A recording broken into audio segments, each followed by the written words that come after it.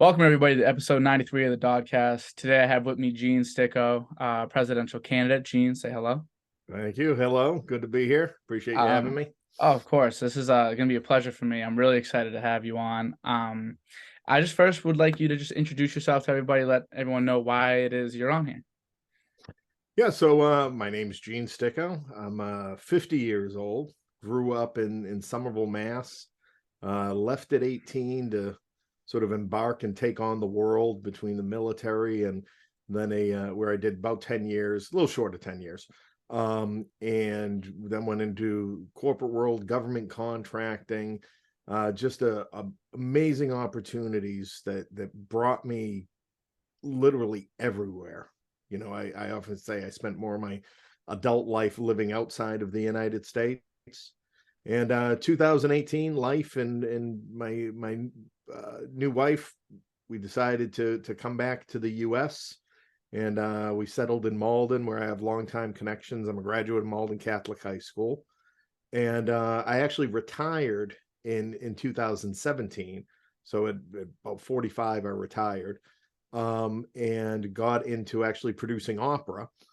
And now we've stood up an opera company here, and in the midst of doing all that and sort of looking at the world and just feeling that something needed to happen, I decided I was going to put my message out there and campaign as an independent candidate for president in 2024, and here we are.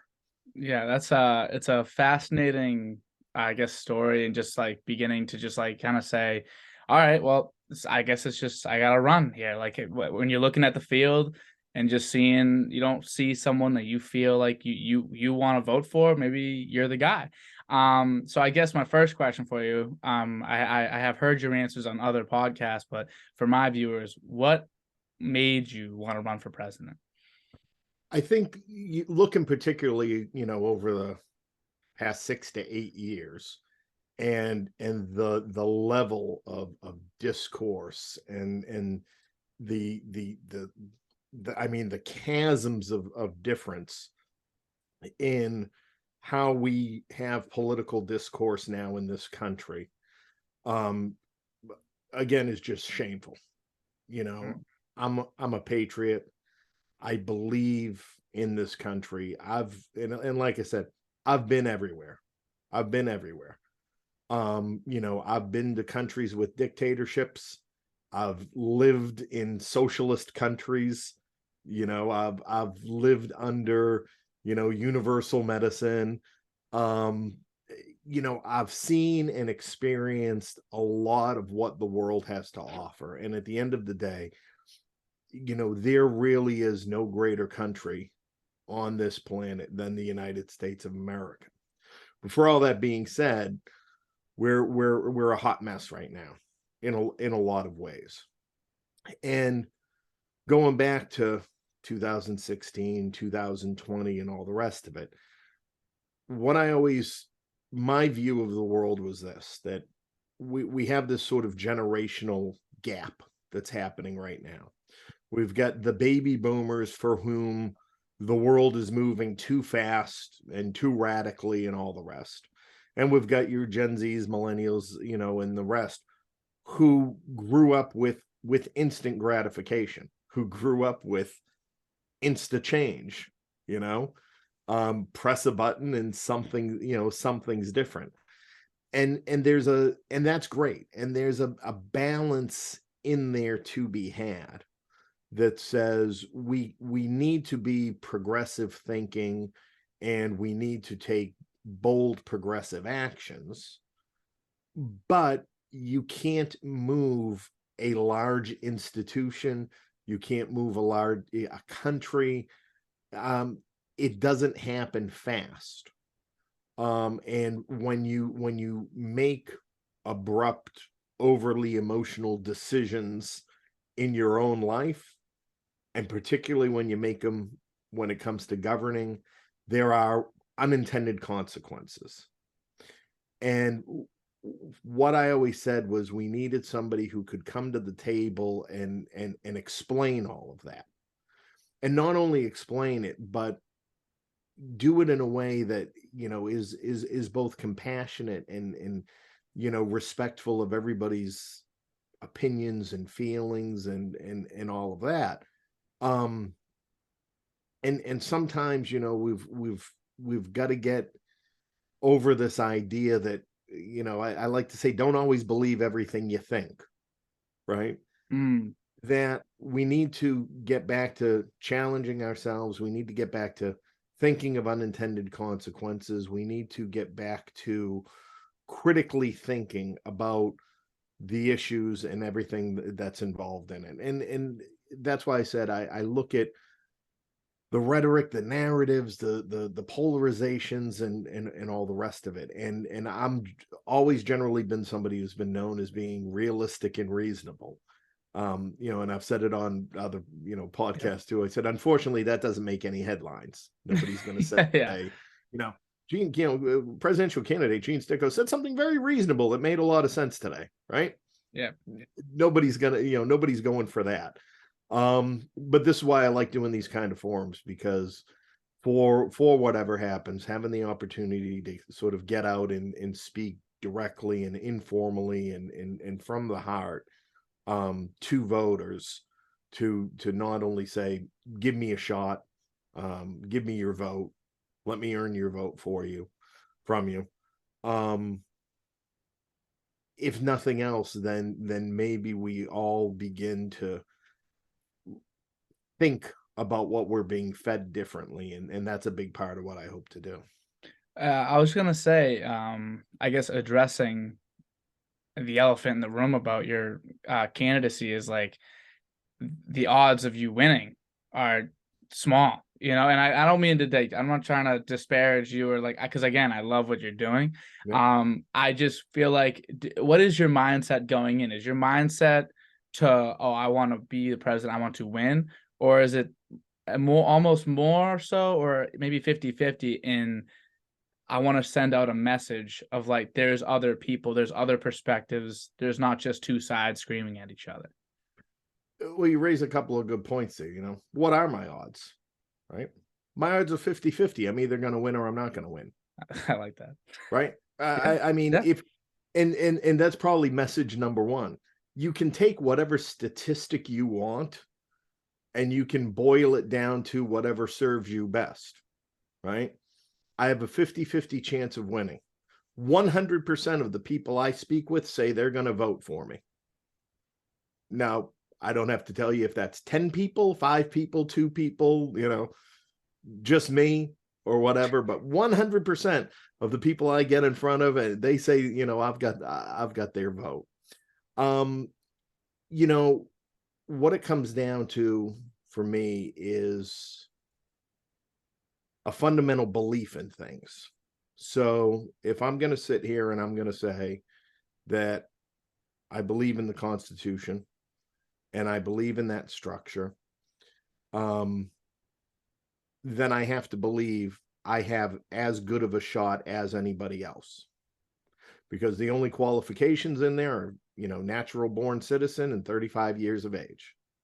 Doesn't say I have to be a lawyer, doesn't say I have to be a career politician. And, when people have asked that, well, why don't you, go for mayor, city council, start at the school board, work your way up and all the rest.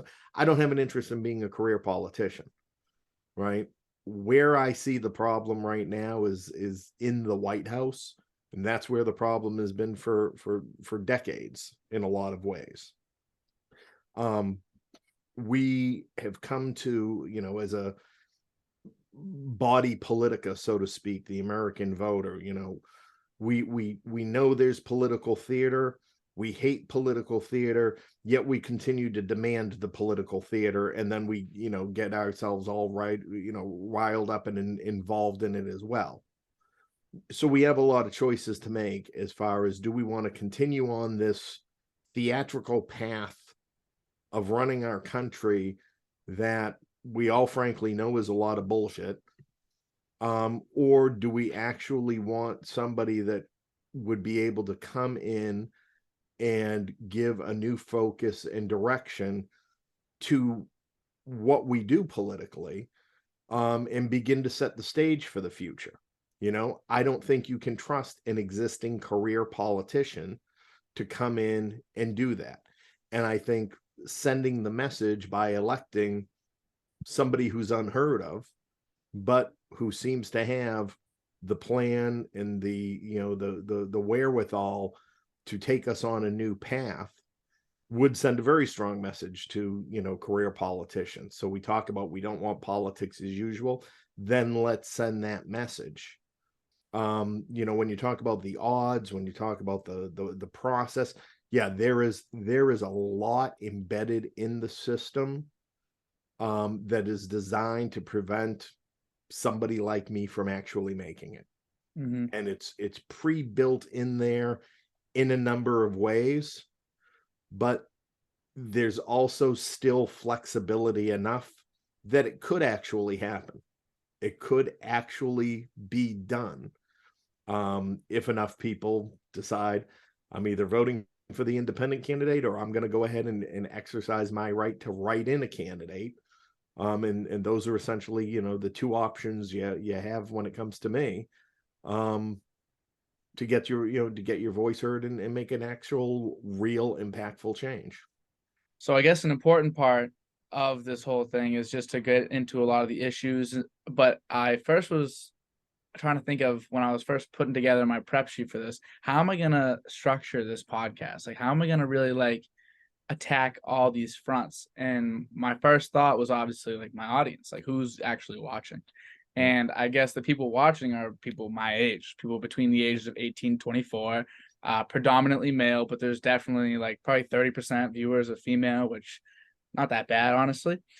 So a good glance at like the youth in I guess this demographic, this Yeah. geographic location as well.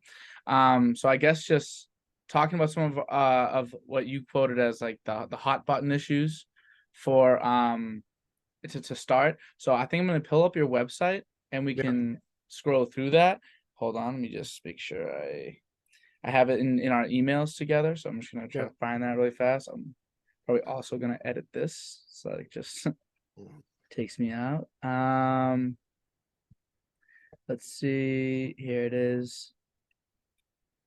Boom. And then I can even share the screen right now. I done. Where's the sharing my screen?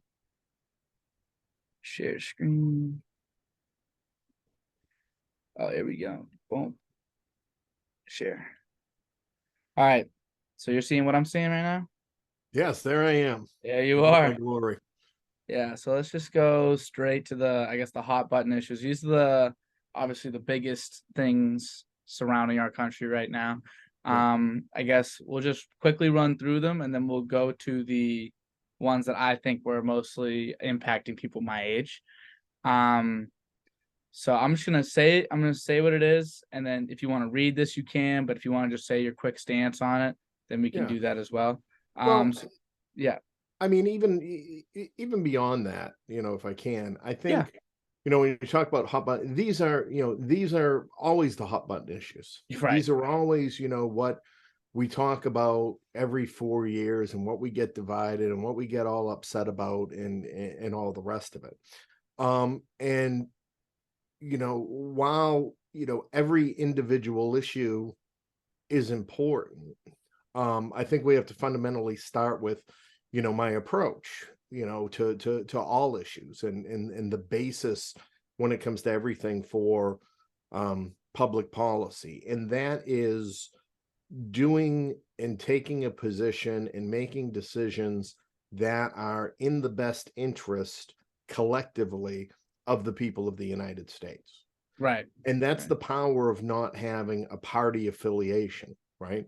I'm not pushing a party agenda, and I'm not pushing ideas and policies and programs that are only geared to get me and or the other members of my party to the next election. And that's exactly the problem with these issues. And it's exactly the problem as to why nothing ever gets done, because there is no benefit to a career politician to actually solve any of these issues. There is no benefit um, to that body to come in and tackle them they can try tackling them alphabetical order. They have a million ways that they can do it.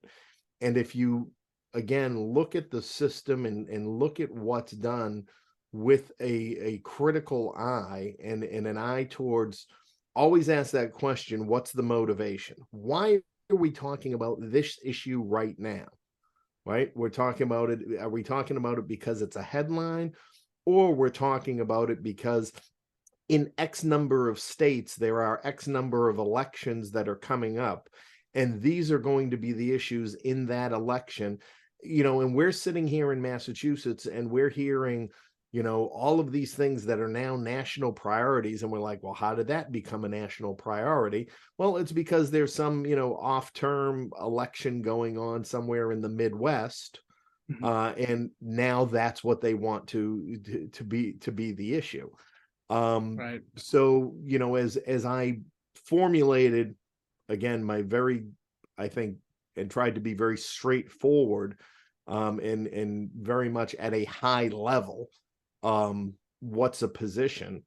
It comes from that background that the federal government needs to get back into the business, if they were ever in the business of it in the first place, of truly serving the American people in the interests of the American people, regardless of party or what time of election cycles it is. Right. So what I did, as you were talking, as you were just explaining, like how important it is to really be attacking these issues as a side, as opposed to just taking a side just to say, oh, I am this or I am this. I also just scrolled through some of these as well. So if Yep. if you're watching on the YouTube, you can stop, you can pause and look at them just to keep us from having to go into ones that we won't really be touching in this podcast. And then from here, I'm also going to stop sharing as well, and I'm just going to ask you some questions, I guess, about the issues that I feel directly impact people my age, so then I can best speak with you on it, because I feel like, especially for something like, I guess, Native American issues, I have no place in speaking about that. I don't know enough, but a place like maybe abortion is something that I guess we could talk about to start. First, your stance, and then we'll go. Well, as I said right there, it's that's a decision between a medical provider and their patient. Mm, Bottom line, I don't think government has any role in individual medical decisions between a doctor and their patient. okay. I mean, Um, that's my position as a politician, right? Because that's right. going to be the job I'm in. Personally, you know, I've never been in that situation. I've have had friends and family. It's a horrible decision to have to go through. And I think the idea of it being, political and just on both sides, the sheer foolishness, of what's of the discussion. Um because I you see on the one side the whole, and and I think part of it, so if we look at, like the late term abortion laws and all the rest of it, right? So the right is going to tell you, yeah, as that baby's coming out of, a mother's womb, they're, going to stick a screwdriver through its head and it's a fully formed baby. And and then on the left there, there's extremists. I saw one video, there's a woman walking around a little, again, some conservative religious group had put up little crosses for the numbers of abortions that were done, and there's a left wing, woman running through, that's my abortion and that's my abortion, and that's, very proudly. And and again, it's so, on both sides, it's just sort of morally corrupt, number one, to be celebrate, to be vilifying the people that have to make that decision. And I think it's equally morally corrupt to be celebrating the idea that there is a loss of life there, or to minimize it, or whatever. I think, we need to acknowledge, I think it's a tragedy all around. It's a tragedy for the woman and the family that need to go through that and make those decisions. I think, again, even as a doctor, medical provider, I would imagine there are those who understand the sanctity of the service that's being provided. Yeah. But that's me. That's me as a person. Me as a politician says the government doesn't have a role in that decision. Yeah. I noticed that with a lot of your stances is it's up to the individual, or the individual with the medical person, or like say with the gun controllers also, it's up to like it's not the government's place to do this, do that. So in what way does that take form? Do you mean like federally they do not have the place, or do you mean even on a state level it should be the individual's right? Because I feel like this is something that I definitely wanted to talk to you about, and I guess it's coming up earlier than I wanted it to. Yep. But the idea of like federal versus state versus individual, where do you feel like you would be delegating these things to? Like, would you say, oh, I would you make abortion legal federally and then let them decide from there, or would you just leave it up to the states to decide? Well, and I mean, and you raise a good point, because it all comes down to the fundamental understanding of our our system of laws, and how these relationships are supposed to uh were structured, and how they're supposed to work, right? There's actually supposed to be very little federal law, right?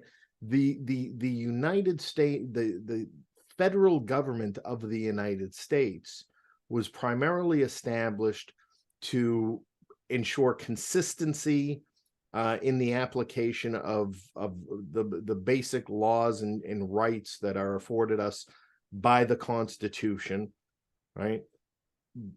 That the states have agreed to, when they signed on as the United States, as we signed on together. And then to collectively handle everything that's coming at us from outside, foreign relations, defense, national defense, and those issues. So I think a lot of ways the federal government has gotten into the weeds, so to speak, on a lot of issues that are the state's rights to decide. Now, when I speak in terms of the state, I'm not speaking of the body politica, in control. It's the people of the state, right? This is how it's supposed to work. The will of the people, in that state dictates, who their elected officials are, right up the line, and then collectively as a body of the United States, then we elect, at the federal, for federal representation. But even at that state level, you're still electing your federal representatives to go and sit in the House and sit in the Senate and all the rest of it. So then it comes down to, well, what becomes the role then of the federal government? The federal government become the great equalizer amongst all things, or does the federal government begin to impose its will? And I think the role of the federal government should be to be the great equalizer, to look at all of these issues, irrespective of political standpoint, which state, which governor. I'm going to pause for 1 second because I'm starting to Yeah, I tweak see. again. I see. We just had some technical difficulties. Yep. You were on a roll too. You were just talking, basically kind of getting to like the opus of like, I guess, the Yes. relationship between them all. But if you remember where you were, continue. Yeah, no, absolutely. So that becomes the sticking point. And this is where you find the influence of the federal government comes into play. So, we could take, for example, the drinking age, right? Yep. So when I was young, drinking age was 18, before it was legal for me to drink. When I was 9-10 years old, it was 18. Then I went to, then it was, okay, we need to make it 21. All right. So, how does that happen? Well, a lot of the state, and I don't think we've seen a lot of this in recent history, maybe, in your generation, I can't particularly think of, a case where it happened. But this is how the power of the federal government has sort of come to be and become solidified, right? So a lot of states start saying, we want the drinking age to be 21. We're going to change it to 21. And then they start saying, and it needs to be 21, in all states, right?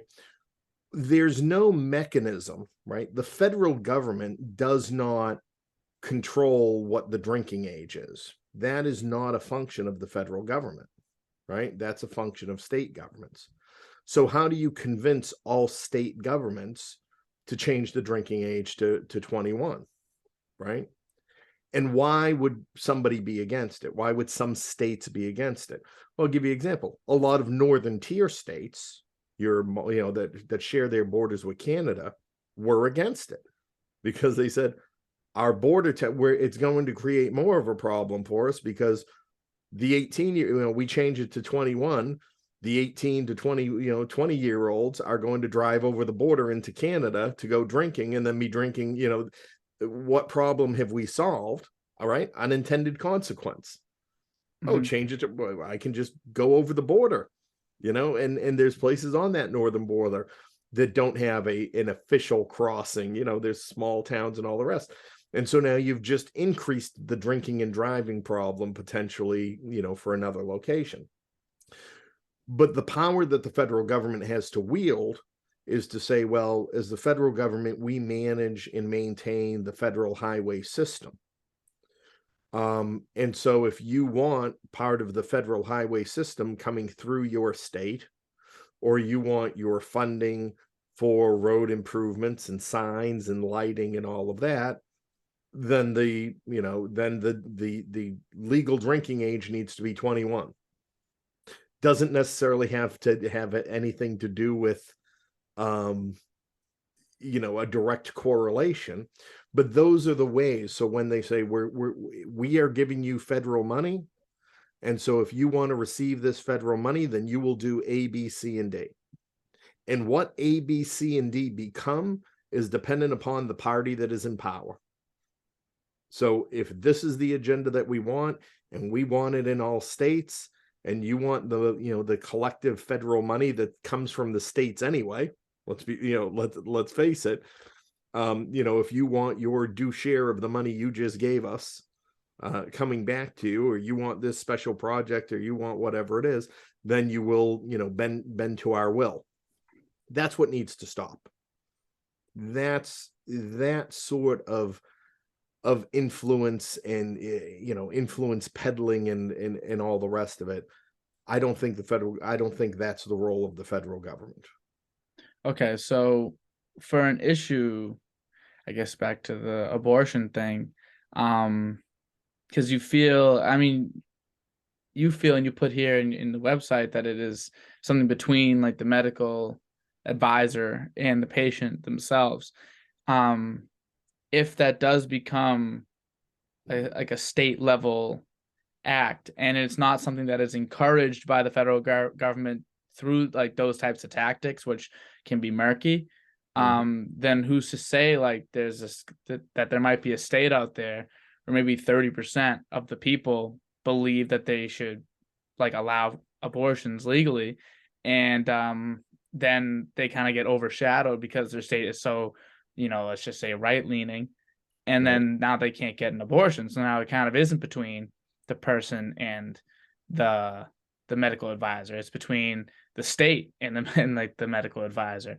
So I guess this is kind of like an overarching question with a lot of it is like, would you just, especially if you're not going to be doing anything to like encourage these types of acts, then it would have to be a federal like level law or something to encourage everyone to allow for abortions to be legal, and then just like leave it up to the individual. Right. And you just talked your way through the issue as it exists right now with the Supreme Court decision that came down. Yeah. Because the Supreme Court essentially said it is for the states to decide. And with the caveat that if you want it to be a federal law, then Congress needs to codify it in law. And that has been the case from day one, right? From Roe v. Wade. That has been the issue, that if your elected representatives that you sent to Congress from your state, that are committed to codifying, to solidifying, to making law, that whether you call it a right to abortion, or whether it says it's between medical providers and the individual, and the government cannot infringe upon this, that it's a again, it falls in this medical realm of medical decisions, and the government does not have a right to do that. So the attention and the focus has been grossly misplaced on the Supreme Court, and frankly in Roe v. Wade, because again, you'll hear the left say Roe v. Wade guaranteed a right to abortion. No, it did not. That is not the role. The Supreme Court does not create laws. The Supreme Court only enforces laws. And in fact, even Justice Ginsburg had said, Roe v. Wade was legislating from the Supreme Court, which was not the role of the Supreme Court. And that it was no surprise that would, someday be overturned. But what in overturning it, what it does is return it to the states and say, states, it's up to you to decide.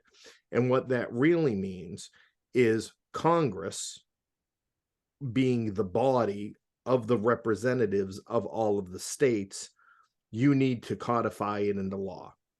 Why hasn't it been done? Right? Why hasn't it been done?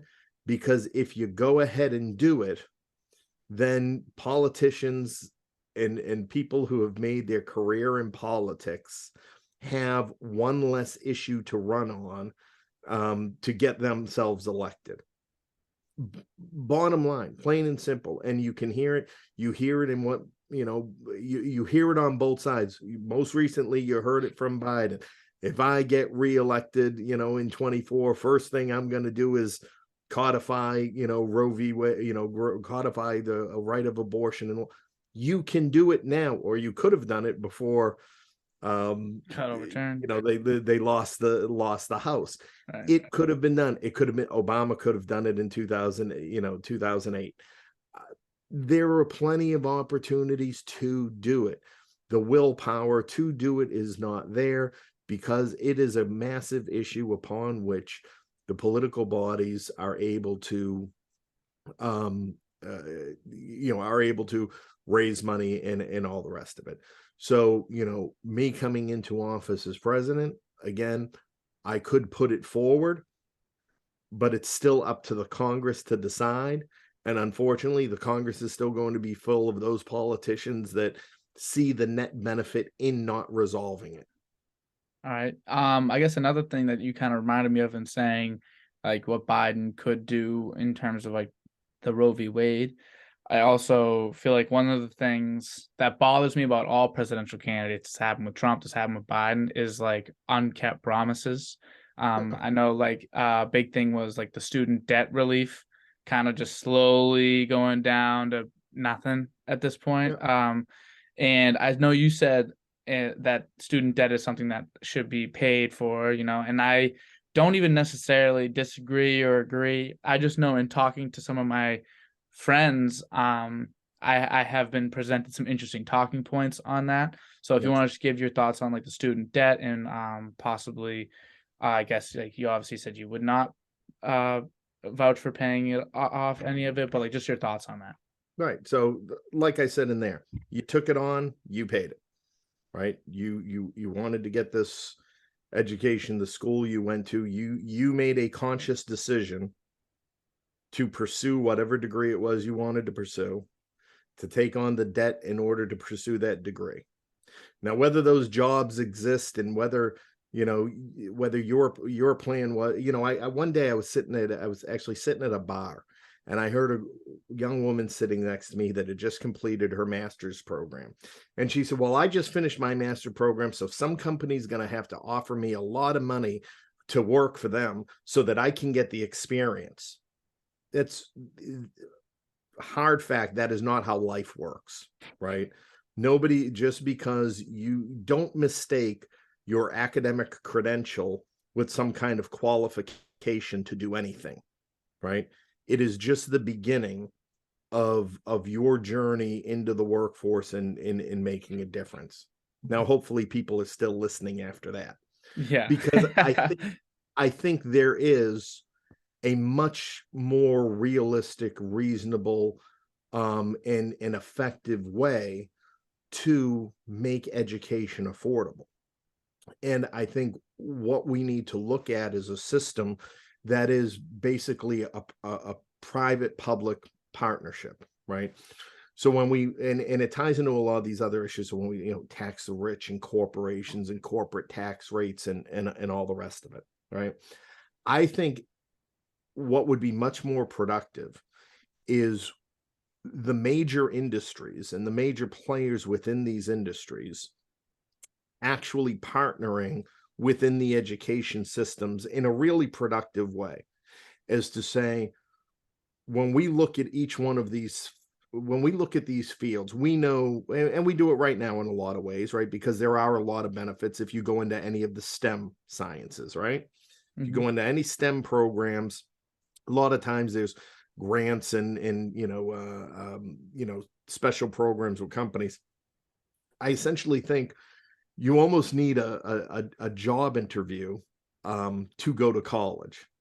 That the career that you're looking to embark on, these major corporations should actually be finding the best and the brightest talents coming out of high school and sponsoring them through college, to say, yes, you have, up till this point, you have proven, and again, measurable set of criteria. Not everybody's getting a free ride and all the rest of it.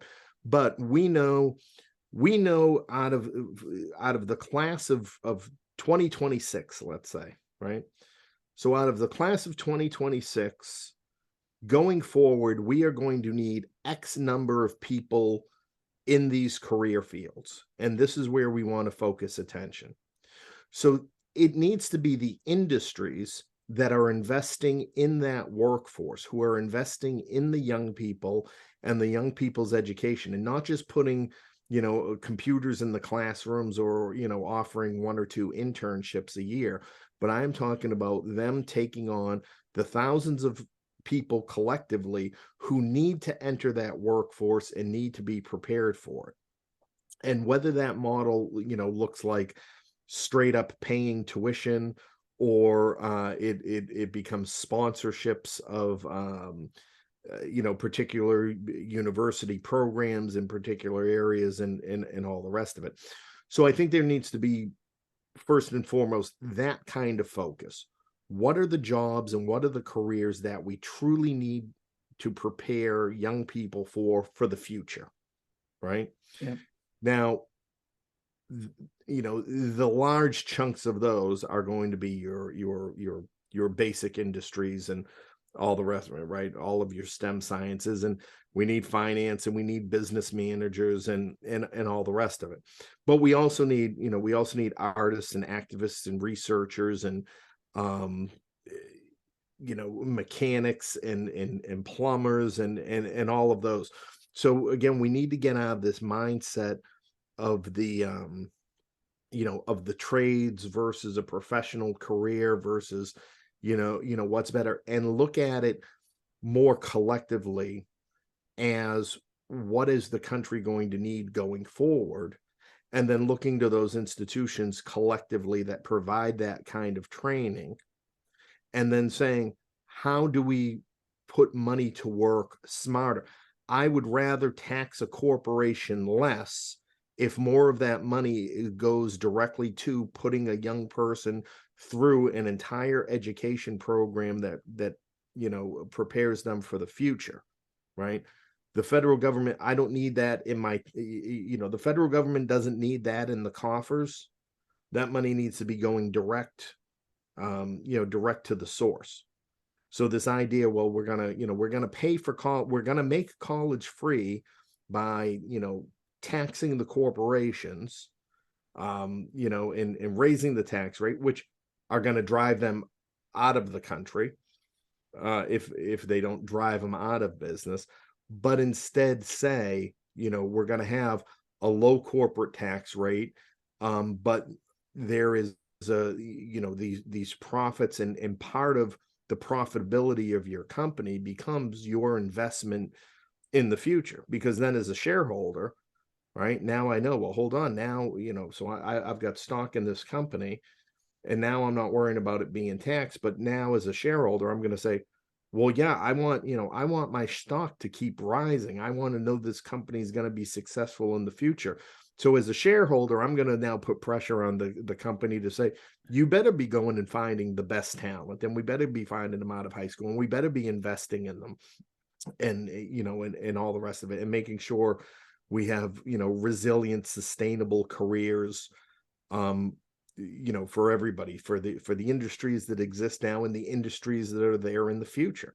And I think that's something that people who invest in these companies will get behind, because they're also investing in the young people in the future of the company, and it's not dependent on the ups and downs of which party is in office and which way is the tax rate going to go, and all the rest of it. We begin eliminating some of those games. So the short of that is, it is what it is right now. And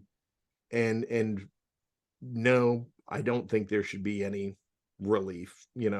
I and people make the argument. They say, well, I know how much, it was a burden on me. I'm happy to give it up for somebody else, and all the rest of it. I get it. That's very nice. But I also get the point. There are a lot of people who pulled themselves up by their bootstraps. I mean, I, for one, never took a student loan. I went in the military. I used my GI benefits to get out of that. I had, companies that I worked for that, I got money from to go to school, and all the rest of it too. There's a little bit of character building that is somewhat lacking now, to be honest with you, that making and owning these decisions comes from. But I also don't think it is the best system. I think it is way too expensive. It's ridiculous.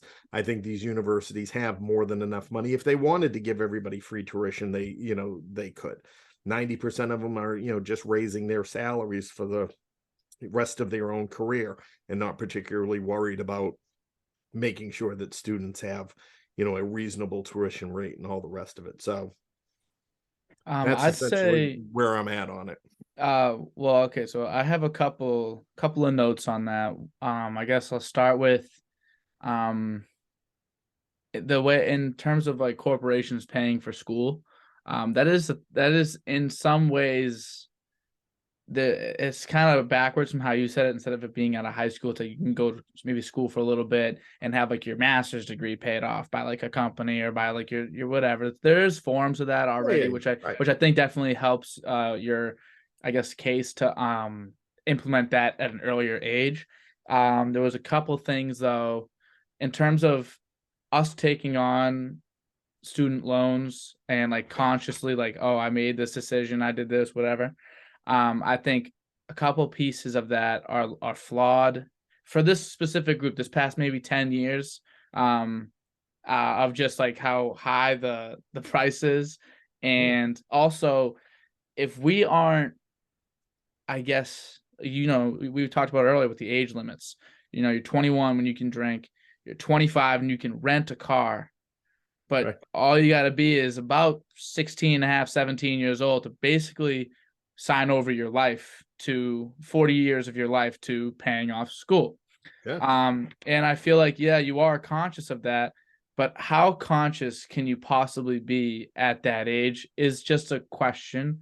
And not a question, even like, I guess just a question for you. Yeah. No, I mean, that's super, super valid. I agree with you 100%, and I agree with you 100%. right? Right. And this becomes where we've got to, you've got to take emotion, where we have to get realistic and reasonable. Okay. You're right. So at 16, 17, we say you can begin taking on this debt, signing away for your college education, right? We have politicians who say, we want you to vote at 16, right? You should vote at 16. 18 is the legal age of emancipation where you get to go to adult prison. If you Yeah. make the bad decision, you get to go to adult prison. Your credit file starts, all of that. You can't drink till you're 21. You can buy a rifle at 18. You can't buy a handgun till you're 21 or 25. And Is just that like you, true? yeah, dependent, yeah. Wait, what was that? So you can, so in most states, Yeah. you can buy a long gun, a rifle, at 18, but you cannot buy a handgun until you're 21. I've never heard that. That might be the most insane thing. So, That is insane.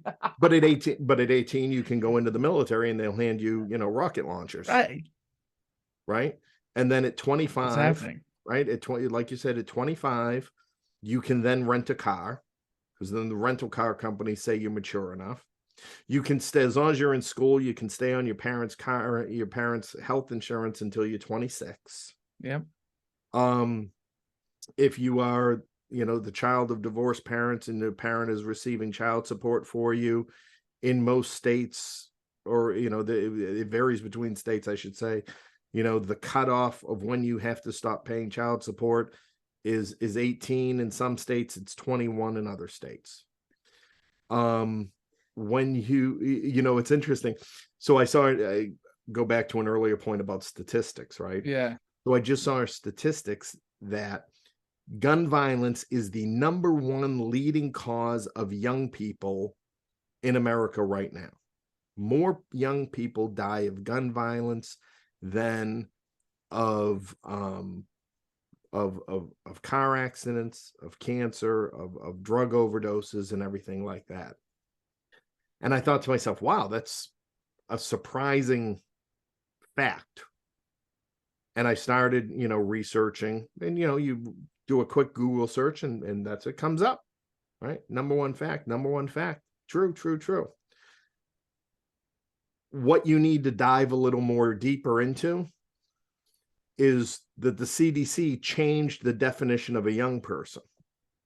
So they used to calculate it until 18 years old. Now they calculate it to 21. So now, I'm sorry, a child. They say, well, we still send people to pediatricians until they're 21. So they're actually still children. So, so it's convenient for them now to include upwards of 21 in that statistic. So now they can say it's the number one leading cause of death among children. Because when you say children, you're thinking of 9-year-olds, 10-year-olds, whatever. So I guess the point being this whole age issue. And again, this is the politicization of an issue. When are you legally an adult, right? And again, to an old guy like me, well, you're legally an adult when it's convenient for you, right? Mm-hmm. You're legally an adult. So when you're 16 and you want to drink, you're going to say, well, I'm old enough to drink. I'm old enough to sign up and take on all this thing. I should be old enough to do this. I should be old enough to do that. Right. Then you go get into a car accident and they're like, oh, you're going to go to jail. Yes. Well, I'm just a kid. I'm not even 18 yet. I'm not even, it becomes a very, very convenient tool, depending on the circumstances, to say, define yourself. When am I legally adult, responsible for all of my own actions and all of my own consequences of my actions and all the rest of it. What should that age be? I don't know. Be honest with you, I'd kind of say 25, just from life experience. I think 25 is basically the point by which You should sort of have it all, figured out to a degree, and really have, and I think even from a physiological and psychological standpoint, they say the human brain is not fully developed until it's 25, and all the rest of it. And then I'd put everything at 25. You know what? You can't drink till you're 25. You can't drive till you're 25. You can, when you turn 25, carte blanche, go out the door, do whatever you want. God bless you. Green skies, blue lights, or blue light, blue skies, green lights. Um, have at it. So, I think that whole argument of, when are you taking up? Because again, you say, oh, I was only 16 and this and that, but you'd be happy to vote for 16 when you were at 16, wouldn't you? I Right? mean, If they you let could you, say some people, sure. Yeah. right? If they said, hey, the drinking age is 16, right? Some people would be happy with that. You can buy cigarettes at 16, great, be happy with that. You can take on student debt at 16. Oh, I'm just a kid. Yeah. There's Or also a couple, I don't love the equivalents in those though. I feel like obviously, I mean, alcohol has ruined people's lives in a lot of ways, but I feel like that everything is that's ruined people's lives. yeah, and that's what I'm gonna say. Like I feel like but debt is like it almost feels like a guarantee. Like if you're going to be in debt for like a 40-year period, I just think of let me give you an example. Not to put my sister on blast in any sense. She's 5 years older than me. She's 26. She's turning 27 this year. She's a teacher, elementary school teacher. Yeah. And she went to a private school in private college. I mean Emmanuel in Boston. Yep. Um, she loved it. She had a great time. She doesn't regret a thing. But that's a lot of money to, and also she's gonna need her master's because in order to make Right. any significant money, you need your master's. But that's also a And let me lot of tell you, money. and so, and then that raises a good point, because I think when I'm talking in terms of, corporations and all the rest of it, um, I think when it comes to teachers, when it comes to people who work in the public sector, I think those are the degrees that should be free, essentially. That we are picking the best and the brightest of people who are Hmm. called to serve their communities in some way like that. That 100% is a job and is a function that as a country we need to make investments in. Yep, and I just know that this country definitely also is pushing you to be a teacher, to be a nurse, to be these things, and then you're getting pushed into it. You're like, all right, I'll just, it kind of gets programmed into you. My sister was going to be a teacher no matter what. She was 5 years old, lining me up with all the dolls, teaching us about history. So she was born to be a teacher. But Yeah. like, it's also very ingrained. They want you. They need these positions. So with things like that, I feel like that would be an area like me. I'm a business student.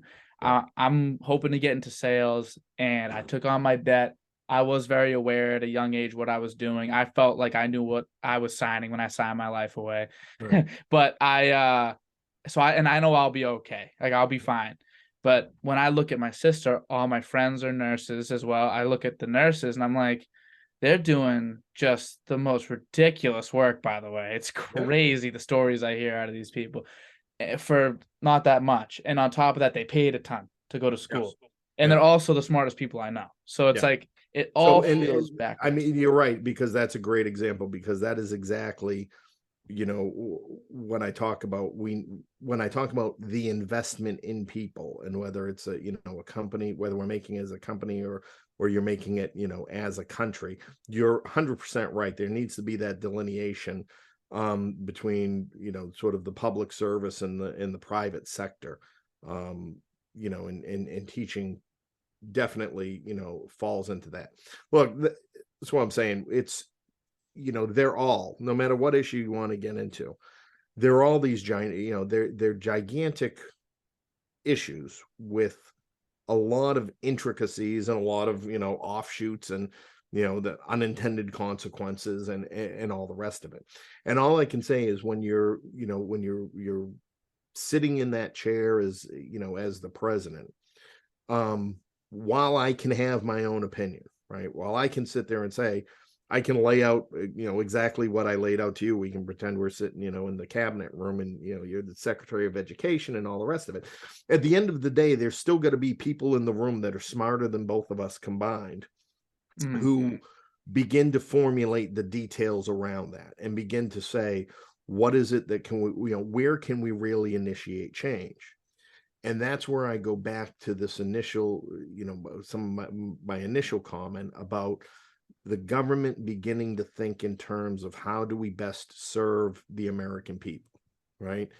And to sit around the Oval Office, or to sit around the cabinet room and have that discussion in this way, right, is exactly what needs to happen. Is that we need to sit there and say, well, here's my vision. And then, a guy like you, says, well, there's these cases and this and that. We say, yes, we need to carve that out. And we go forward. But what it's not about is neither one of us are jumping in there saying, but we've got to worry, this next election cycle's coming up. And so we got to, do something bold. So we get all those. So just say we're going to write it all off. Just say we're going to, give $100,000 in debt relief just so we get elected. That's the problem. And that's why, as you started this question, right? Politicians come in and say, I'm going to wipe this away. I'm going to wipe that away, regardless of if they have the authority to do it, whether it's legal, whether it's all that. And nobody's back to basics focused on saying, how do we resolve it, right? And it's almost why I put things out there on the site the way I did, where I said, you took it on, you own it, so sad, too bad, right? Is that an end all? No, but at least gives us, at least says where you're coming from. And then the parameters that you're working in to say, okay, now we've got to make a case and we've got to go forward and let me see what this guy's all about. And let's find the win-win in all of it. Because I hope you see, and I hope it came through, I'm not staunch on, well, this is how I feel and this is my idea and da, da, da. There's a lot of gray area. There's a lot of wiggle room in there to find the best solution all the way down the line. yeah. And I would also say, like, especially with these types of issues, there isn't like a right answer in a lot of ways, and there is stuff to be carved out. But I also I'm of the belief that if you start carving too much out, you don't really got much of the pumpkin left. Like this, Right. you really need to like make an exception, or like make like a baseline for like when something may apply for an exception, but most of the time the rule is the rule. Yep. That's why, like anything can be explained if like the scenario is correct. Yep. And I feel like just leaving that available for like, all right, well, if you enter a courtroom and you did this or you did that, but the circumstances all add up, the judge, or whoever, like, is in power should be able to look at it and be able to say, all right, well, we all understand what happened here, right? Like, do we really need to like follow exactly what the book is telling us just because this situation is one of those perfect exceptions to the rule, Well, yeah, and that's why I think it comes down to that focus. So, or it comes down to that principle I'm talking about, serving the American people, right? So and I talk about my first 100 days in that way, Mhm. that, the first 100 days needs to be this complete review by all of the institutions and the agencies that fall under the federal government, as to what are we doing in the way that we do it. Does it best serve the interest of the American people? And do we, and do the people that are serving them act in that way, right? So I'm in full agreement. I think, when you approach an agency and say, well, here's the rule, here's my situation, da da da, there's nothing worse than a bureaucrat who says, well, that's the way it is, and that's the law, and that's their answer has to be, well, how do I help you navigate this to a successful outcome? Mhm. right? Because I think everywhere those provisions they already exist and they're already, in there. And if they're not in there, then you need to say, well, you're right, this doesn't, fall within any of these categories, and we need to have a quick expedient process to, make that comparison. But that's part of the problem. We don't, you got to do a little mental gymnastics sometimes, I would to make something fit. I would also say, with this in mind of like the idea of exceptions or just thinking through a problem logically, as you said, reasonable and realistic. I feel like one thing that's been, I guess, in the forefront is people that are in prison for marijuana charges, non-violent, obviously, like marijuana charges, just like uh some people serving up to like life or like 25 plus years, whatever, um for charges that no longer exist, we no longer see as an offense. I want to know what your opinion is on that, and then how you think you would, I guess, fight for that. Yeah, I mean, it's an interesting conundrum, right? So how do you, uh, the offense was committed at a time when it was the law. They had they had broke the law. And I think this is part of the hesitation as to why they refuse to change it at the federal level, because probably a vast majority of those that are sitting in there for 30 plus, years already, and have another 30 to go, were for violations of federal law.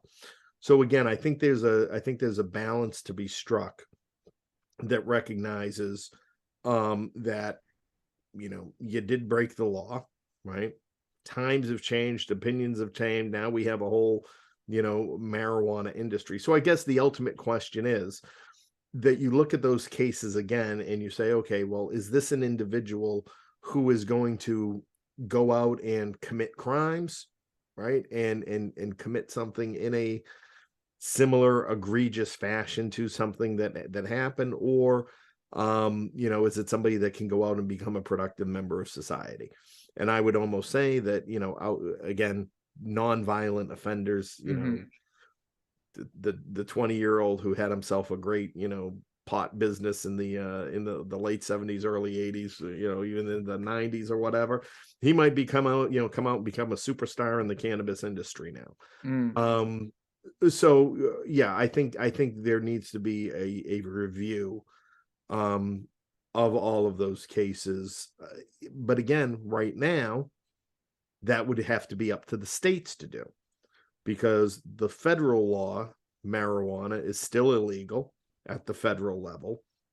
So we either need the people of the states through their elected representatives in Washington, D.C., to codify into law to say that we want, federal legalization of marijuana, to happen, and then begin the review process of people that are in prison for those crimes, to say, okay, time has been served, law has changed, are they capable of re-entering society, and not only capable, but are we able to set them up for success, so to speak, after being institutionalized for that long.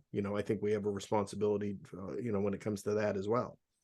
I think an issue that might take a little bit of time, and if it ends up being the last thing we talk about, then that's fine. But I know that, I guess, a lot of what I've asked of you is kind of unfair, because it's a lot of things that like we agree, like you kind of can't change. Like you can't go in there and be like, "Here you go." You can have your opinion, you can try to strike balance, but that's all you can do. But one thing that I guess the president does do is like they got to sign off on the balance, on the what is it? The budget. Budget. Yeah, the budget. Thank you. Every like it's a quarterly. Is it a quarter? Yeah, The yeah. quarterly. So I know that the budget is something that, like, especially being a man that like served in our military, you know about the exorbitant amount we spend. I know it's not just directly going towards here's a gun, here's a tank. I know it's going towards education and all types of things as well. But what are some things that I guess you would want to make sure of, or maybe adjust or whatever before you signed off on a budget? Yeah. Well, going back to one of your initial statements, the stuff we can't change, and that's what I want to get people out of that mindset, because you absolutely can change it, Mhm. and you change it with your vote. That is the way you do it. From they like to say it, all elections are local. From getting involved in those local elections and all the rest of it, all the way up through the presidency, that is how you affect change, and it takes time.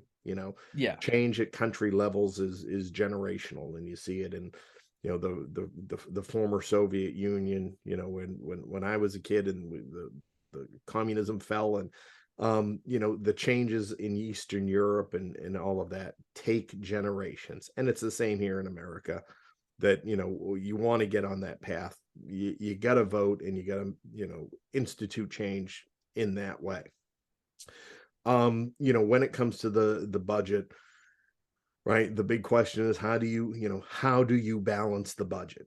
And again, balancing the budget goes back to that basic fundamental question: is what we're spending and where we're spending it in the best interest of the people of the United States? That's the fun, line item by line item. That's what you have to go through. And I think we all hear stories, everything from the $5,000 toilet seat cover to giving you know $200 or $300 million to India for research on the on some beetle's sexual behavior. There's 200 million for that. That would be, I'd love to understand how that serves the best interests of the American people, beyond saying, well, aren't they going to be happy that we gave them $200 million and they'll love us? Okay, I can do without the love, for saving the taxpayers 200 million dollars. Mhm. um so those are really the things that I'd be looking at and challenging. I Mhm. think a lot of the programs that we do have, and a lot of the grants, and I my day job, I work in a nonprofit, so the grant system and funding everything from hunger relief and homelessness to the arts are all important. I think that is something we all collectively, that's a good way to spend our tax money, is helping people help people at the local level, the best we can. But it all comes down to that question: is what we're spending, how does what we spend serve the American people? And then having those checks and balances in place to make sure that it is being spent in that capacity, and that it is actually delivering a result, and we're not just funding some wild idea. Yeah, I also feel like there might be some areas where, there everyone wants more money. Is just kind of like the idea. Like I remember I watched a Joe Rogan podcast where he had on Neil deGrasse Tyson, and Yeah. he talked about the military budget in comparison to like the budget. I forget what the specific sector was, but basically where he was working in, like it's just like astral Yes. exploration. Yeah. Um, and he was saying it's like if you cut off like 1/100th, that little half of that white part of a dollar, and then cut that in half, he's like, that's the amount we're getting in comparison to the dollar that the military gets. Yeah. Do you feel like this is something that I talked to one of my friends about before in preparation for this because I didn't know as much as he does. Um, a lot of the military spending isn't necessarily, as I said, going towards like a nuke or a bomb or whatever. A lot of it can go towards these other things that the military funds. Yeah. Do you feel like that is, in a sense, giving the military too much power over some of these programs that might be within it that are beneficial? But it's like, why is that technically under the military budget? Can we just separate them and just make it, I guess, give them less power? Yeah. No, I get what you're saying. So I think, if you remember, or if, are you ever aware of the Eisenhower's speech about the defense industrial complex? I have, but Where you need to. so where essentially he said, for every missile that's fired, for every warship that's built, somebody is left without clothes, somebody is left unfed, and all the rest of it. And that was, almost a prophecy in a sense of the power of the defense industrial base and defense industrial complex. And when we say that, we're talking about the mega corporations that are, building weapon systems and all the rest of it. So you have that's the first part of it, is their power and influence to be able to get and hold those dollars. And a lot of that becomes connected to universities, right? You look at MIT and Lincoln Laboratories, that's essentially, a government run office inside of a university. My mother works Um, there. yeah, right, Yeah, right. So you know what I'm talking about. I do. So does that need to be in a university, or does that actually need to be in another part of the government? Are we just getting cheap, child labor, if we're going to say, under 18 or under Yeah. 22 as a child? Are we getting child labor into the defense industrial complex? I think, and then we have a lot of that spending that is I'd call it the influencing, where we are spending a lot on helping other nations build their capacity. And, Ukraine's a prime example, because it's in the headlines right now. But, to an extent and in very similar ways, we do this all over the world. We arm and train nations where we believe we have a national security interest, for one reason or another. And we'll sit and we'll say it's, the preservation of democracy. I'd say more often than not, it's the control of resources and the ability to influence, exert our influence. So in short, I think you're right that all of those things could be separated out of the defense budget and put in other areas.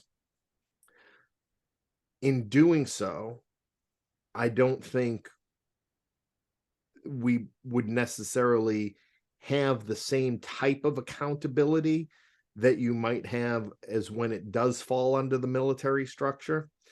I think you might lose some flexibility by putting that money into other, agencies and departments.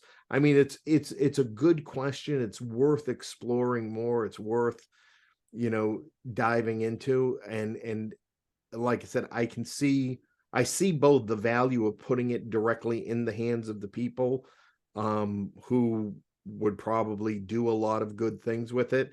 I can also see the rationale behind put it in the military budget, and then we can, shift it around without eyes seeing where we're shifting Right.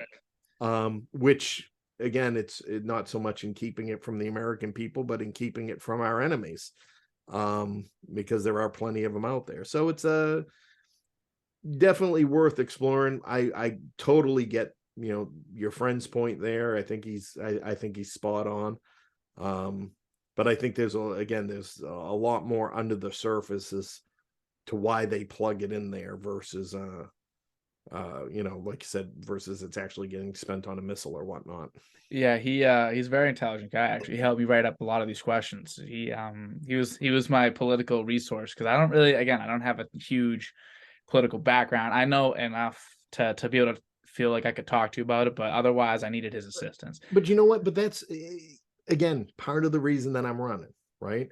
That's what I hate about the system as it exists. That's what I hate about politics and the way things are structured right now. The fact of the matter is, you should not feel the need to have some special education and some special qualification to ask a question or petition your government, right? And my wife is an immigrant, right? And I dealt with immigration and everything like that. And people kept, why don't you get a lawyer? Oh, just get the lawyer. Just sign off and get the lawyer. No, and unfortunately, like I said, I retired at 47. I retired a few years back, so I have nothing better to do with my time in a lot of ways.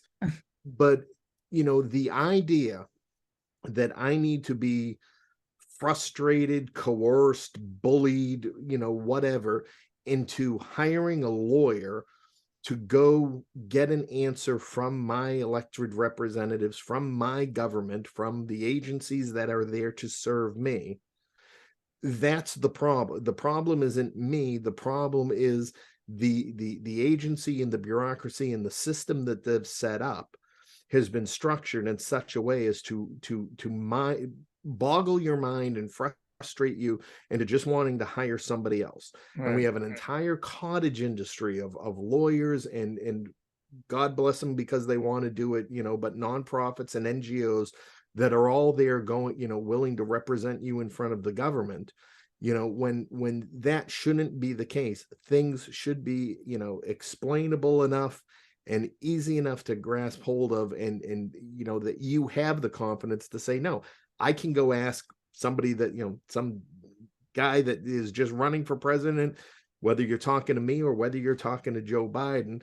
You should not feel like you need to have some special background to be able to ask the question, or or get an answer that that you understand. And again, whether you like the answer or not is a different question, but so long as you can say, all right, I guess I see where he's coming from, that's a win.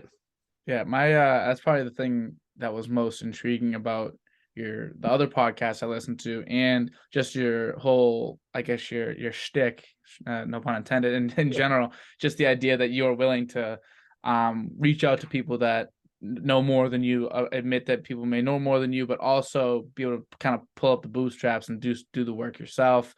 Really try to learn. You're not just gonna impose your opinion on other people. You want like to really just do what's best for the majority and in a reasonable sense, reasonable, and what was the other word? Uh Realistic and reasonable. Realistic and reasonable point. And Right. yeah. Again, some people's reality is a lot different than other people's reality, good, bad, or indifferent.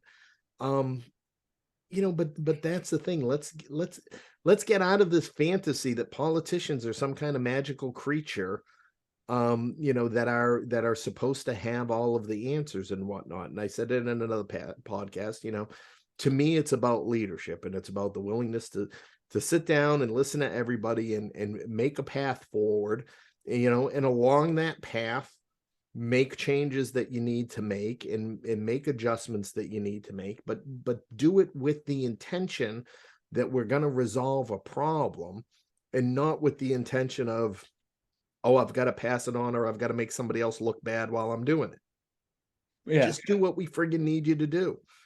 And I feel like in a lot of senses, like, you feel like, I mean, you're just kind of you want to use your resources properly and make sure that everything's getting done. I know one area that I heard you speak about prior was that you lived in Ukraine. Is that correct?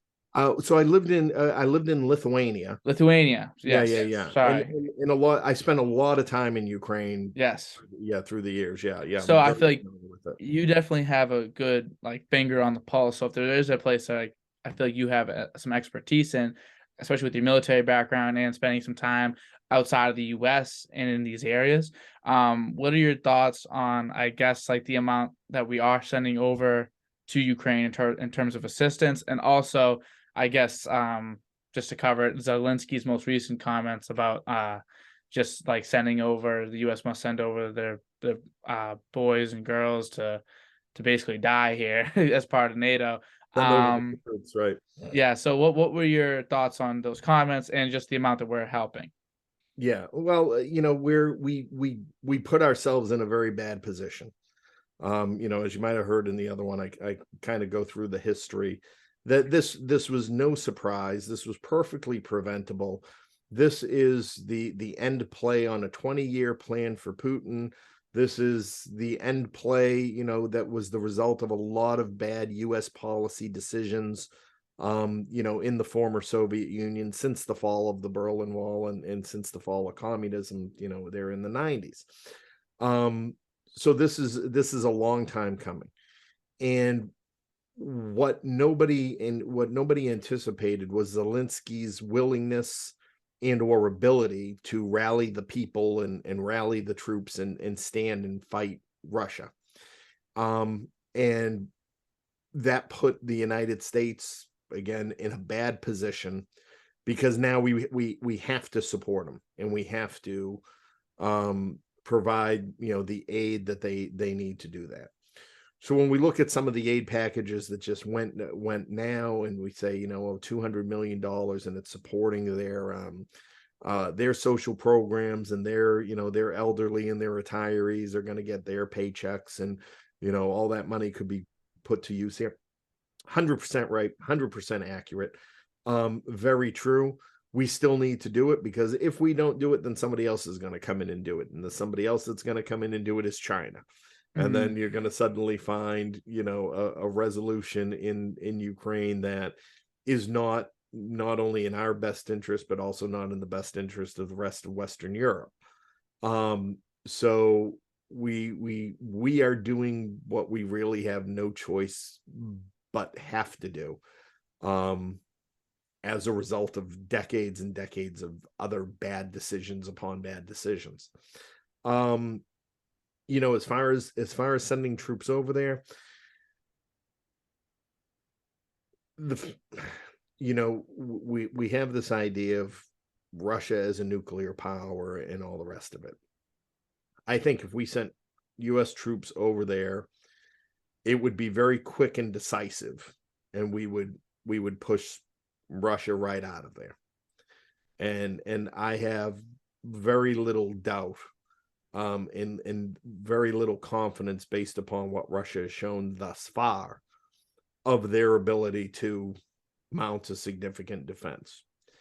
That being said, should we do that? Should we push them out of Russia? We throw off the perception of the balance of power in the world, and we get into a much more contentious state of affairs in a number of areas. The ripple effect of proving that Russia is not the military might that it portrays itself to be. The ripple effect of that would be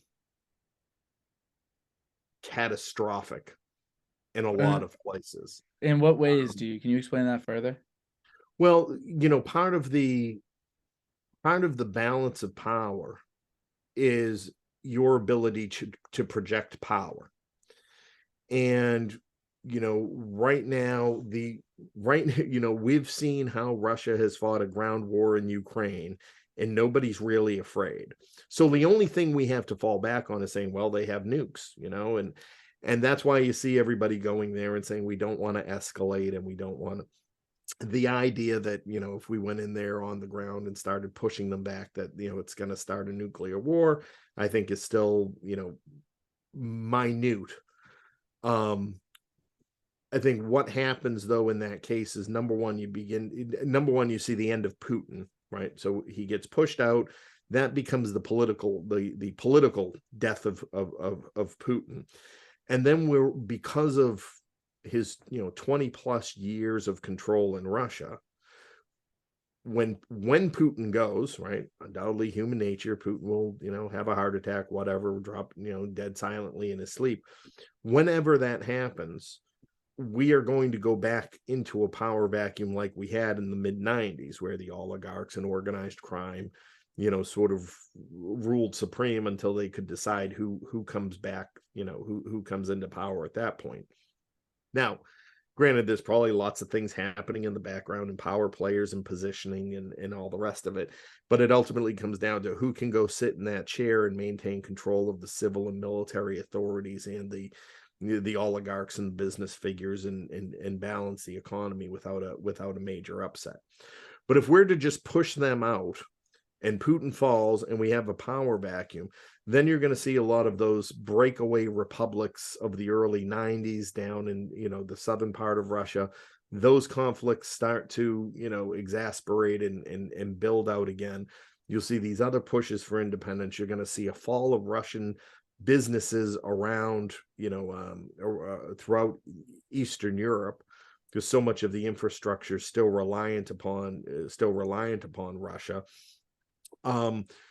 You're going to see, China is going to be forced into a position of either coming to Russia's defense and exerting itself as a global power, to either, save Russia's face, or to pick up the, the void in Europe, where Russia's, stepping out because the, let's say, economy's collapsing and we're going back into this 90s.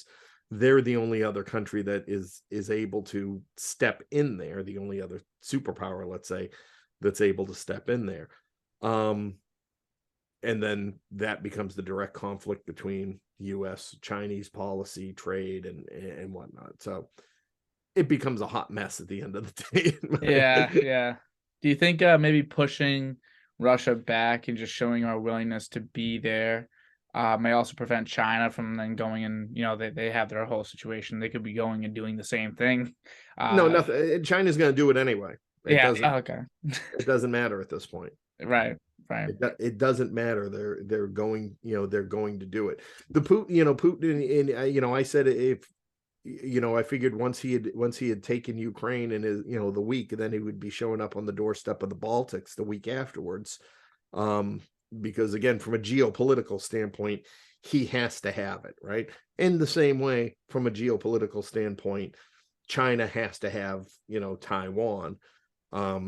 So they will eventually do it. I don't have any doubts about that, and they've made no secret of their intention to do it. So it's all just a matter of timing.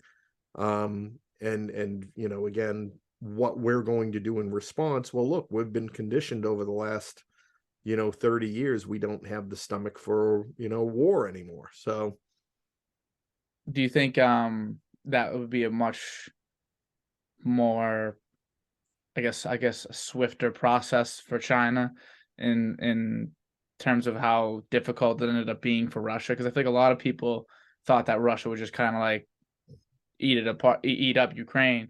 But do you think that like this, we won't be surprised about what happens with China and Taiwan? Like they should theoretically just go in and do whatever they want in a lot of ways, right? Right, they should, and that was kind of the same thing, in Russia. Now, but we very much, I think the difference would be, I think the Chinese have the sheer numbers to just overrun, as opposed, because you got to remember, Russia's a big country. It's not a hugely populated country. That's the difference. There's a lot less people over a lot less landmass area. Very cold. Very cold. Very cold. Yeah. I've been through the whole thing. Yeah, it's very, very cold. Another thing, I guess. You know what? Actually, never mind. I was gonna ask another question, but I'm just gonna completely ignore that question. I get nothing but time. I was gonna say, instead of more of the political stuff, like we went through a lot of the stuff I wanted to go through. Yep. I do have something that I wanted to ask you. I didn't put it on this sheet. I didn't know if I'd get to it or not. But I remember in 2007 when Obama versus McCain was the idea, and everyone. I was young. I was in second grade, but I remember it because I remember they gave all the kids a pamphlet, and on one side it was Obama's page, and the other side it was McCain's page. And they basically said a little blurb about who they are, gave their 3 interests, and then like another little, and like by interest it was literally like, for Obama it was playing basketball, roller coasters, for McCain it was hiking, and he liked coffee in the morning or whatever it was. And then we all had to go vote. And I remember my classroom was filled with a bunch of kids that played youth basketball. And so we see this guy that plays basketball, so we all voted for Obama. And Yeah. I think less of that disappears as you get older than people think. Yeah. A lot of it is a popularity contest, who you relate with more, and all that. So I guess what I want to ask you is, what are three interests of yours completely apolitical? I Yeah. know, like, the opera could be a very important piece of that, but, like, sports, music, whatever it may be. What are three interests that you have? Yeah. So my three interests are probably very few people have. So no, certainly, opera is a huge I love opera. I think it's, such an underrated art form and such a misunderstood art form. And a lot of what I've been doing is really just sharing, that passion with people and showing, how great it is, for emotional intelligence and recalibrating, your emotions. I'll say that a lot. I say, all day you hear political discourse, something makes you angry, something else makes you angry, you see a picture of a puppy, you see a picture of a baby, next screen it's another thing that make you angry. Our emotions are all out of whack, in so many ways. And that's why, to me, like, opera is like this way to recalibrate and sit back, because that is what it is at its core, is this emotional experience to extract from the music and the vocals, okay, and try and, even without understanding the lyrics, trying to connect to it on an emotional level. That's why, I love about it. Mm. A lot of, some of my other, like, I like photography. I study a little bit about, like, independent filmmaking. I'm working for a friend who's the first African American Steinway International artist from Iowa. Wow. And I've been working, for last year or so now, doing interviews, and we're making a documentary about him. Because that's why I said, who better to speak about the first African American internet Steinway International artist from Iowa than a 50-year-old white guy from Boston with no music experience, right? Right. That's who needs to tell the story. Mm. So yeah, like indie filmmaking, I like studying that. Um, you know, I love a good road trip. A Like, road trip. I much prefer driving anywhere. My wife is an opera singer, of course. And she has gigs, out in Chicago, Los Angeles. We just at Christmas we drove down to Florida. Mm. My son's in the army and he's out in Kansas. Love, love, love a good road trip. Just getting out there and I always laugh, driving through the country, because that's why I say to her, we always laugh at the billboards. I'm like, it's either conservative Christian billboard or, adult entertainment next stop. Yeah, yeah, There's yeah. like, in Cracker Barrel. There's no Yeah. in between. Those are the three billboards you see when you're, drive the American highway system. Mm. Um, I follow base. I'm not a huge sports guy. I follow baseball. That's probably, the one thing. If I follow anything, I'll watch a game when it's on. I never go, out of my way for it. And then otherwise, I smoke cigars, I drink coffee, go a Yeah. few, go a few nights a week to the cigar club and hang out there, and um love that. I'm not going to be setting any examples for the Presidential Sports Award or anything like that. My time has come and passed. And um and it's funny, because the thing with sports, like, I can sit and watch and enjoy them, but it's actually like all the people that ruin it for me. I get It's it. I get it. it's the fanaticism of it's like, all right, yeah, that's exciting. Now, calm down, Yeah. relax, Yeah. Yeah. like, I know what you're saying. dude, nobody died, nobody took away your birthday, Right. right? It's gonna be okay. Good game, good, Mm, relax. the fanatics can go crazy. And I mean, I guess that's what happened in politics. Fanatics just, That's what I was gonna actually bring up, this very loose statistic that I'm forgetting right now. But in one of my classes, I had actually this week, which is funny because this podcast has been on my mind. I was in my class, and professor brings up the statistic showing who's really tweeting out there, because Twitter seems to be the place for political discourse nowadays, which is funny. And who's really the people tweeting. And for Republican people that identified as Republican, only about like I think it was like less than 20% are like actually tweeting, and those are the people that are considered very conservative. Yep. And then of people that are like say that they're just leaning right, they only tweet at like a 10% or like 5% ratio. Yep. And the same thing goes for the left, but it's a little more skewed. I think the left's like extreme people only like I think 40% vote there. I Yep. mean, tweet there. And then for like just left leaning, it's like 10 to 15% tweet. So you're really majority of the time only hearing from the real extremes.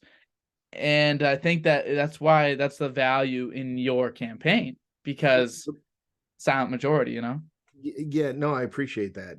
I mean, the most important thing I want, especially like your generation for me is interesting because you haven't lived through anything else, right? You haven't seen this change. And I don't know if you heard my spiel on one of the other podcasts about narratives, I don't know if I right? had continuing. So when I was a kid growing up on the news, right? The news was facts. The Right. news was boring, right? It was such and such happened today, and so said this, and so said that, and now we're going to go and we even had there was even like you watch Channel 5 News, there'd be the editorial comment, right? And it was the editor of the station or the producer that would get on, and he would give his opinion, right? And you were very clear about what was the news item, what each side said about the news item, and then when somebody was commenting and giving their opinion about the news item. And there's been a progression over time, and it's fascinating to not only live through it, but to sort of step out of myself and step back, because you see how even members of my own generation and whatnot have fallen into it. Back in Vietnam, there was a military strategy called hearts and minds, right? In order to win the war in Vietnam, you needed to win the hearts and minds of the people on the ground. And so there was there were these campaigns of just trying to get the Vietnamese people to love you, right? And that was the strategy. And into the 70s and 80s, it worked its way into the corporate world. It was all about hearts and minds. Go be a good corporate citizen and get the people in the community to love you and all the rest of it. And then with 9/11, right, that became the new threshold for the changes in how we think. There became a strategy called narrative warfare. And narrative warfare was created as a result of studying how terrorists were able to recruit people, right? What made somebody become an extremist and what made somebody become a terrorist? It was this idea called narrative warfare. And then the goal became, how do you counter narrative warfare, and what is it? And from the mid 2000s, right, early to mid 2000s, what was narrative warfare became just narratives in our press and in our media and in the way that politicians talk. And if you listen for the word, you'll hear it specifically said, the narrative is, and all of that. And why is it important? It's important because the entire concept of a narrative is never that it's based in fact. A narrative is designed to trigger an emotional response and to make you feel emotionally connected to what it is that they're trying to say. And the principle of narrative warfare, when it was started, was that it was so impactful because the studies found that you cannot counter a narrative with fact. That if you use a specific fact to counter a narrative, you wind up sounding worse off, Yeah. right? And so from the mid 2000s, That used to be the Republican strategy. Well, we're just going to give facts. We're just going to, and they were getting crushed, and they were getting killed, and they were getting brutalized. And it wasn't until Republicans started, they caught on, and they said, oh, we need to have our own counter narrative. And that's where this decisiveness came in. So, the message in all this is there really is an intentional manipulation to create an us versus them mentality in everything that is being presented. Mm-hmm. And if you can approach the subjects, and you can listen with that idea of, is this just making me emotionally respond to this, or does this actually resonate with me on an intellectual level? Right? If you can separate that, then you begin to be able to understand and explore the issues a little more. And I'll just end with, I go back to opera, and it's what I say to people about opera, right? Because people say, well, I don't listen, I don't understand what they're saying. Right? Okay, well, I'm sure you've listened through the years to Pitbull and Shakira and all the, so don't give me the story just because it's in a foreign language, you don't listen to it. But the interesting thing about it is what I was saying. It hits these emotional nerves, right? Because that's the music was designed that way, and the vocals were designed that way. And so people, their reaction to it is interesting, because it is such a authentic emotional experience. People are so used to just being emotionally manipulated that when they have an authentic emotional experience, they're like, oh, I don't like that. It doesn't, I mean, it's this amazing thing. But I also say to them, it helps you hear past the noise, right? That when people are screaming slogans, whatever the tagline of the month is, whatever the hashtag of the month is, and people are out there, using it and talking about it, and even if what they say doesn't make sense, right, to you on an intellectual level, because they're just repeating a narrative, they're just repeating some rhetoric and all the rest of it. And this is sort of what I get out of the opera, is the ability to step back from those words and hear the emotion in what they're saying. I'm like, and if you listen for that emotion, and you push the words to the side, and you push the logic to the side, and you can say, here's a person who's scared, here's a person who's frustrated, here's a person who's lost hope, who's overly excited, who's whatever it is you're able to extract out of it. And then you say, okay, so if they're saying this because they're afraid, now whether I think it's an irrational fear or whatever, but that becomes the building block to actually solving the problem, right? That becomes the building block to say, I could say, I mean, it's like relationships is the same way, right? You say something to your significant other, and they say, well, they get all upset. Well, I didn't mean for you to, feel like that. I'm so, and that's what you gotta say, right? I'm sorry that what I said made you feel that way. That wasn't my intention, right? As opposed to telling them, no, you're wrong for feeling that way. You can't tell somebody they're wrong for feeling that way. So when you understand that impact of what's behind what they're saying, whether it is that fear or frustration or whatever, and start addressing those things and having productive conversations around that, rather than the aesthetics of the particular word that was chosen, I think you begin to understand and have much more productive dialogue in a lot of ways. Yeah, these and a lot of like the talking heads on TV, what they say to drive these narratives a lot of times can be, it's really all it does is just it's inherently divisive, and it inherently divides like people with different ideals that can both very well be good people. Someone watches what's a good example, like Jon Stewart on a daily basis, and then another person watches Tucker Carlson.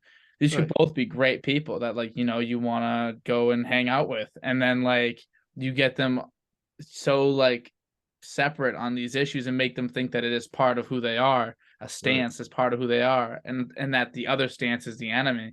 It just like can really, it makes it so that communication's impossible because Right. everyone's just confused with their feelings.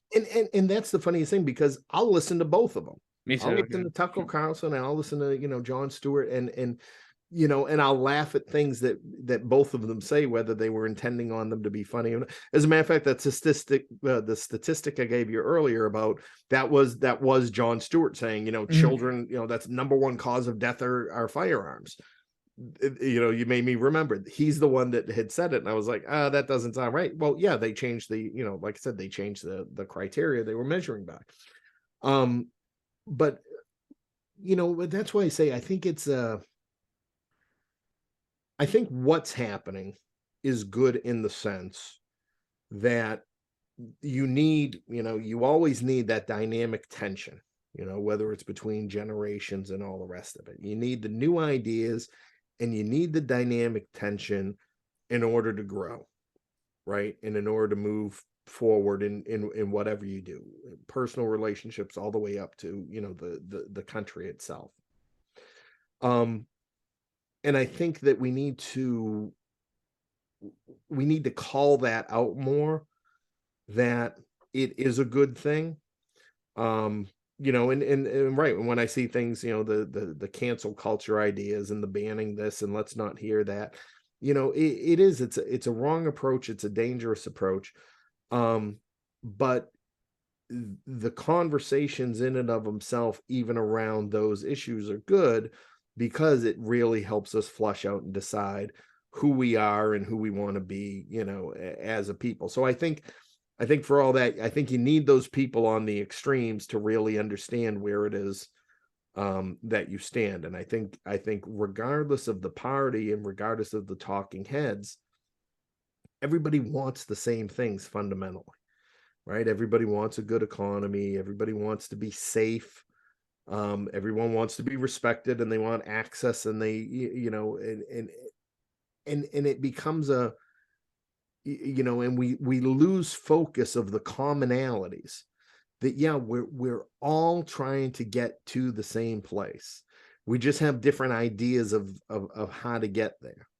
And that's ultimately what, the president should be doing, is not fueling that discussion, but facilitating it, right? He should be Mhm. that neutral party in a lot of ways, that sits back, and when he says my friends on both sides of the aisle, or it really, needs to be that approach to governing, and that approach to the presidency, that is able to rise above all of this and say, you know, yeah, left, right, stop saying one another's ideas are going to ruin the country. Nobody's out to ruin the country. Nobody is out to destroy it. No one's out to destroy American values, any of those things, right? All of that stuff can change and can become dynamic, and should become dynamic, and should grow, and should expand, and should be more exclusive, inclusive, and all of that stuff. um we just got to get out of this idea that when somebody doesn't agree, that makes them the enemy, and that means they don't want it. And that's the trouble of the narratives, is that it sets you up. You create a narrative just so the other side says, that doesn't sound right, and you can say, see, they don't want you to have, XYZ.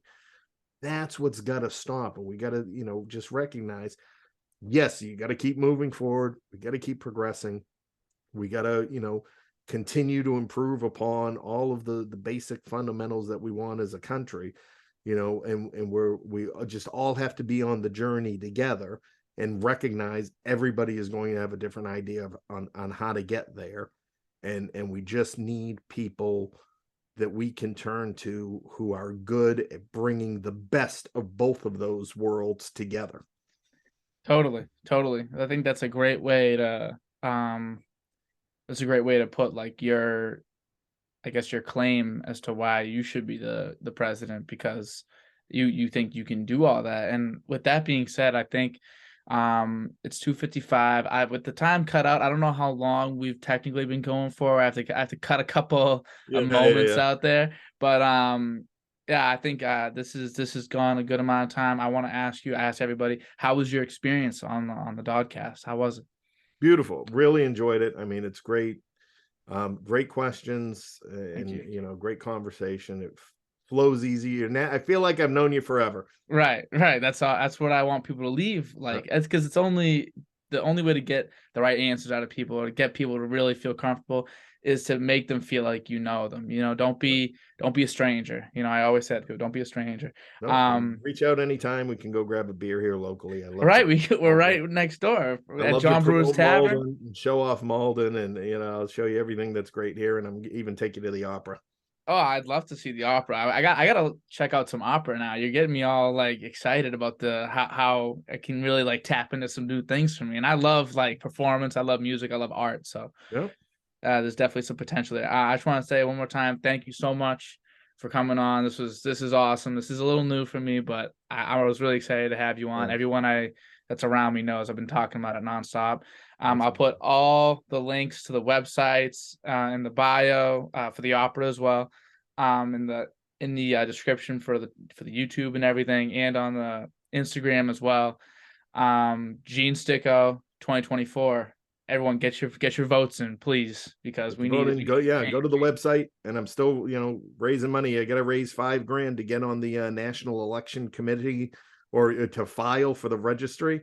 So that's the first big step, is raising that first amount of money that gets my name in front of all of the other candidates as well, and they'll all be like, so Kamala Harris will see it and be like, who the hell is this guy? Yeah, the real goal out of this podcast is to get you on the Joe Rogan podcast, and then you can get all the notoriety you need. So Fantastic. That's good. let's see if Joe can ever see this. That'd be great. All right. But yeah, thank you so much for coming on, man. All right. Thanks. I appreciate it. Yeah. Have a good day, everybody. Bye bye.